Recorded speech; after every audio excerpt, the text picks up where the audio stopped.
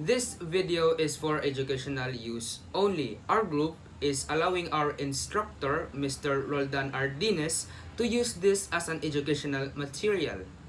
So, good day everyone. My name is Charles William Caruana and I am the first presenter of Group 4, and our topic is Contemporary Global Governance with Integration of COVID-19. So, without further ado, I'll start.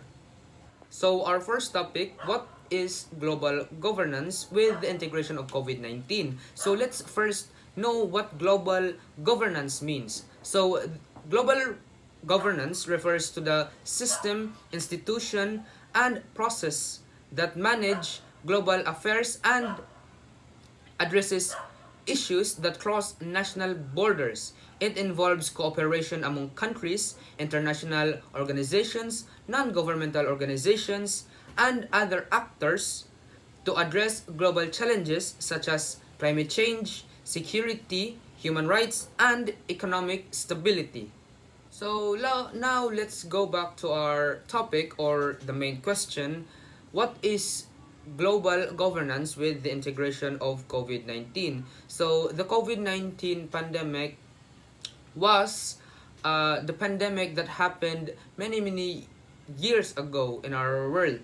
It highlighted both the strength and weaknesses of global governance. The pandemic's global impact highlighted coordinated response at multiple levels, including health, economic, and social measures. So now here's how COVID-19 influenced the global governance. So first, it strengthened the role of international organizations such as the World Organization or the WHO.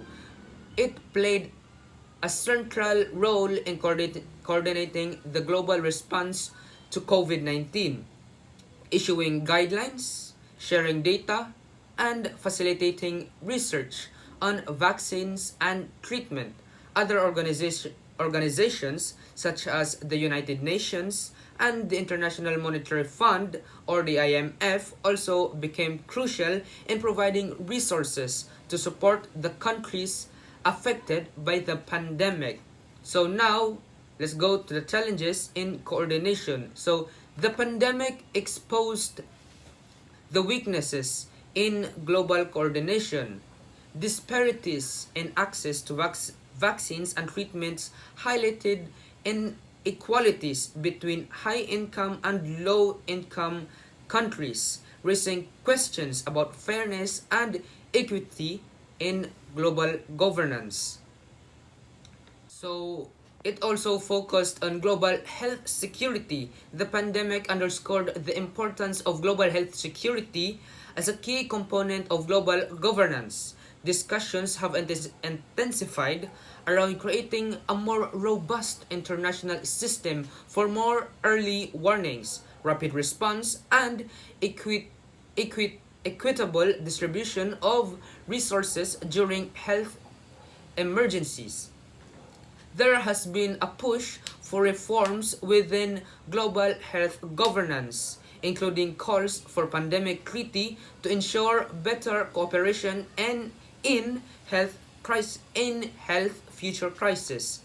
So next is the economic and social impact.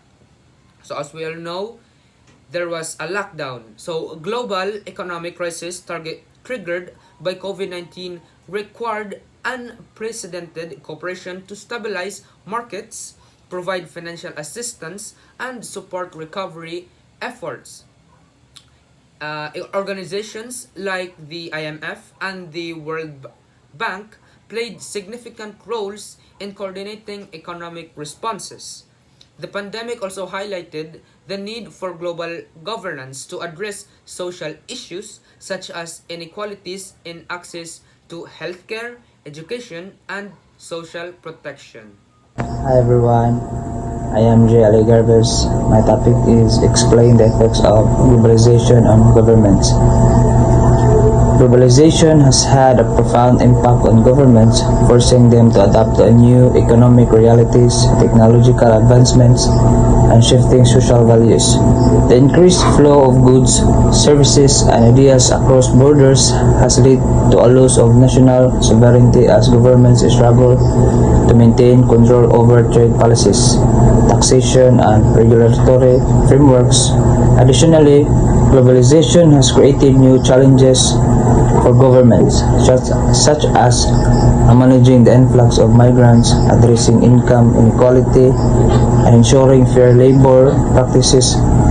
Furthermore, the rise of multinational corporations and digital platforms has given rise to a new form of governance, such as public-private partnerships and online dispute resolution mechanisms, which have blurred the lines between traditional state and non-state actors. Identifying the institution that governs international relation. The institution that governs international relation and globalization includes the United Nations, World Trade Organization, International Monetary Fund, and World Bank, and various regional organizations such as the European Union, the African Union, and Association of Southeast Asian Nations. So, these are the formal entities created by states to address shared concerns. For example, United Nations. So, United Nations, the most prominent IGO aiming to maintain international peace and security, promote human rights, foster international cooperation, and achieve world peace. World Trade Organization regulates global trade, ensuring smooth flow of goods and service between countries. International Monetary Fund. So, it works to stabilize the global economy, providing financial assistance to countries in crisis. World Bank provide loans and grants to developing countries for various projects. So regional organizations like the European Union, African Union, and the Association of Southeast Asian Nations, and etc. focus on regional cooperation and integration. So this institution plays a crucial role in shaping the global policies and promoting cooperation among nations and addressing issues related to trade, finance, development, and security on global scales. Differentiate international from globalism. Globalism focuses on cooperation among nations to address common issues and promote peace, emphasizing respect for national sovereignty and diverse culture. Globalism, on the other hand, advocates for a more integrated and interconnected world, often promoting policies that might blur national boundaries in favor of global governance and economic integration. Hi, I'm Baron Chinteves, and my topic is all about identify the rules and function of the United Nations. The rules and function of United Nations is all about to achieve international cooperation in solving international problems of an economic, social, culture, or humanitarian or humanitarian character, and in promoting and encouraging respect for human rights and for the fundamental freedoms for all without distinction as to race, sex, language, or religion. To develop friendly relations among nations based on respect for the principles of equal rights and self-determination of people, and to take the appropriate measure and the universal peace. Hi everyone, I am Shinadri Periguya, and my topic is all about to identify the challenges of global governance in the 21st century. Global governance in the 21st century faces a range of complex challenges that reflect the interconnected and rapidly evolving nature of the world. And here are some of the challenges. Climate change and environmental issues. Addressing climate change requires coordinated global action, yet differing national interests and levels of development complicate efforts to implement effective and equitable solutions. Technological disruptions. Rapid advancement in technology, including artificial intelligence and cybersecurity threats, presents new challenges for governance that often outpace existing regulatory frameworks. Global health crisis. Pandemics like COVID-19 highlight the need for global cooperation in health, response, and preparedness. Inequities in vaccine distribution and differing national strategies can complicate global health governance. Addressing these challenges requires innovative and cooperative approaches, effective multilateral institutions, and the ability to balance diverse interests while working toward the common goals.